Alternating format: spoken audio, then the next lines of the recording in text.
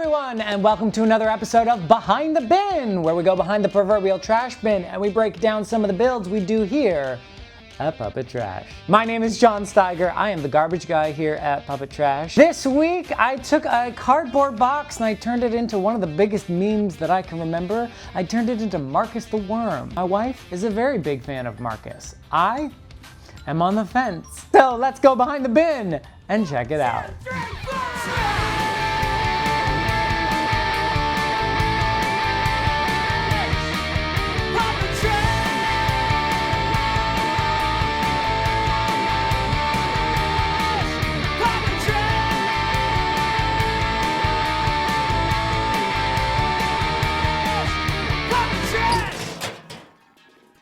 Puppet Trash, yeah.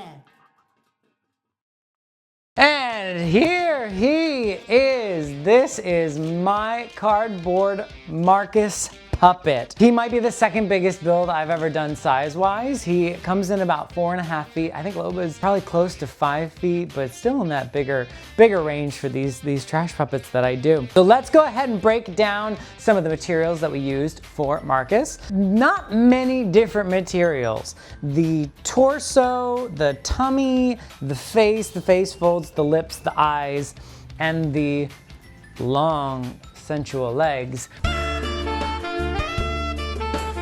These are all cardboard. The cardboard came from a box I found, and it was one of those cars, those little wagon cars with the red body and the yellow hood. I guess somebody got it for their kid for Christmas and they were throwing the box out. I was like, that's a big box. That's exactly what I need. Even on the back, the tube that houses the mechanism that moves the lips, that's also just a cardboard tube. So it's all pretty much cardboard. And the arms are just sort of like brown butcher paper, the packing paper that Amazon puts in all their packages for protection. Mostly I wanted it because they match color-wise, but also they move very, very well. So that's basically the materials used to make Marcus's body and form and the decorative stuff. The mechanism inside the tube here that moves the mouth, it's a little piece of wire that's used for clay work and stuff like that. That's where I put my thumb through, right here. And the wire runs all the way up in here and then connects to the lower jawline here. I'll pull it out a little bit so you can see, but that is all that the jaw is just a loose piece of cardboard attached to a wire that runs down here and can be controlled by my thumb.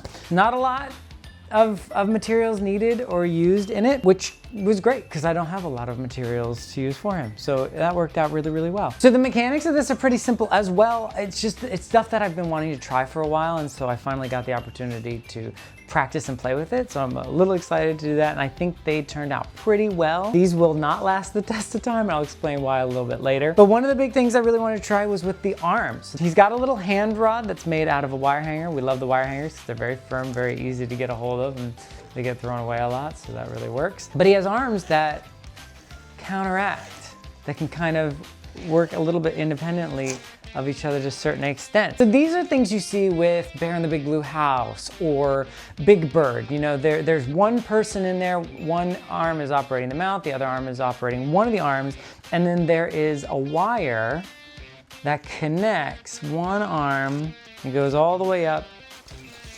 into the neck here, runs all the way down and connects to the other hand, so that when I move one hand down, the other hand counters and vice versa. Normally this is done with, very thin, almost fishing wire. I just use some sewing thread because that is what I had. They use it because you can't really see it. They also use it probably because the movement is quite smooth. Obviously this is fabric on cardboard, so it's not super clean.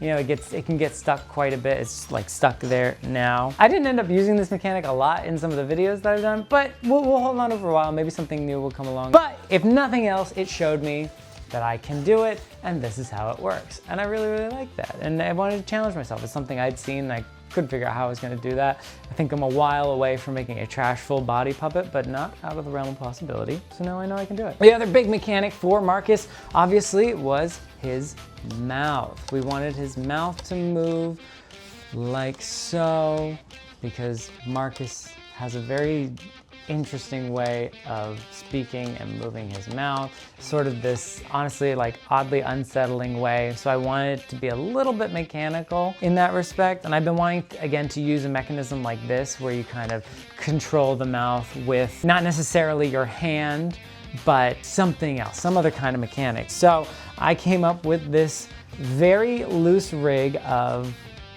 the thumb goes, let's see if I can see, woo! The way it works, thumb goes down, mouth goes down. Thumb goes up, mouth goes up.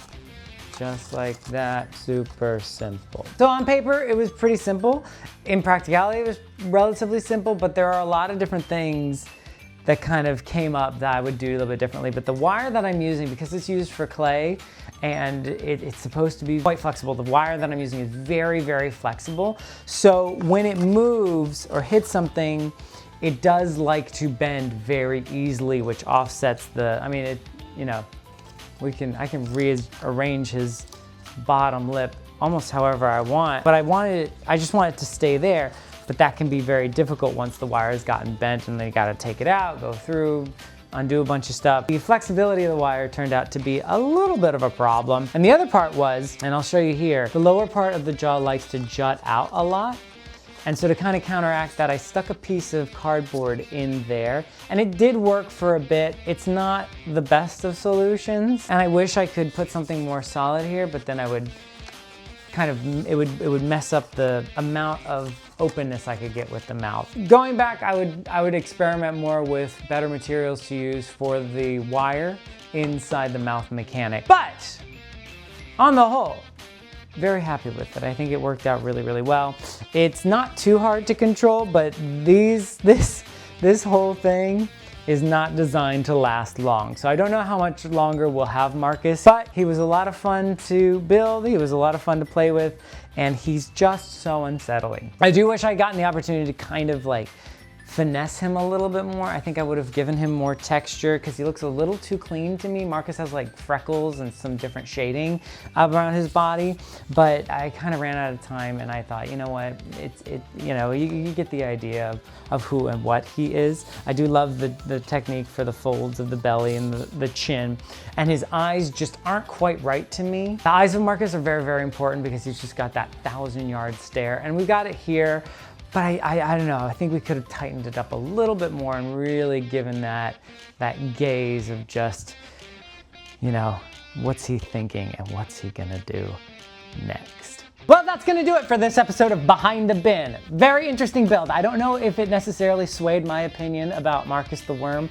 I do enjoy the absurdist humor a bit more, and it is a lot of fun to experiment with a quirky character in this medium, and then also to apply different styles of mechanics and things like that I haven't gotten the chance to do. It was a lot of fun learning how to do that and growing and experimenting with something that's almost as absurd as what I do here. But if you enjoyed the video, give us a like. If you want to see more, give us a subscribe. And if there's a favorite piece of trash in your life that you want to see turned into a puppet, let me know. Leave a comment down below. I'm very curious what people's hot take on puppet trash is. And if you want to check out the video that sort of inspired this episode, I'll leave that somewhere here in the YouTube nebulos. But as always, guys, stay kind, stay cool, stay creative, stay clever, stay safe, and I will see you next time.